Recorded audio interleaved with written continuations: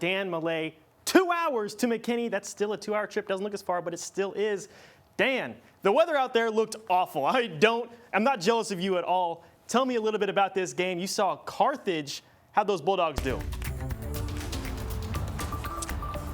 Well, Jimmy, I can confirm the weather was awful. The rain just stopped and, everybody's gone, so it doesn't matter anymore. But it was a really great game. We're at McKinney ISD. Carthage and Brock, a couple of 13-1 teams. Let's check out these first half highlights. Here we go, y'all. Carthage and Brock in the state semifinals. Bulldogs, they would win the toss and start with possession, but it was a bit of a rough start for them as Jet Surratt's pass is going to be picked off here by Colt Matlock, who's going to scamper his way towards the end zone before eventually heading out of bounds. A little hard to tell. It was a crowded sideline. At the goal line, Eagles having trouble with the wet ball. Now snap is dropped and scooped up by DeQuivis Beck, who's going to take that baby almost the entire length of the field.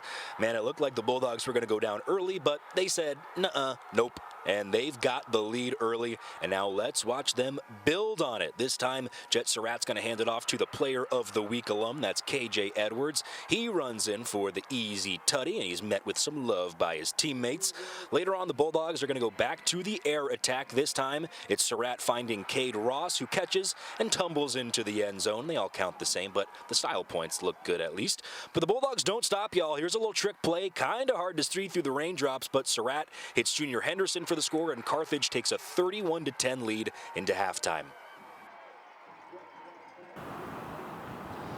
Well, it was 31-10 out of halftime, but it was a 45-17 win for the Carthage Bulldogs. They're going back to the state finals. Last time they went there was 2022. Of course, they won it, and that was one of their 9 state title wins since 2008 alone. So Coach Scott Surratt is going to have a chance to get ring number 10. Only time will tell if it happens, but Jimmy, I'm cold. I'm going to get in my car. Back to you.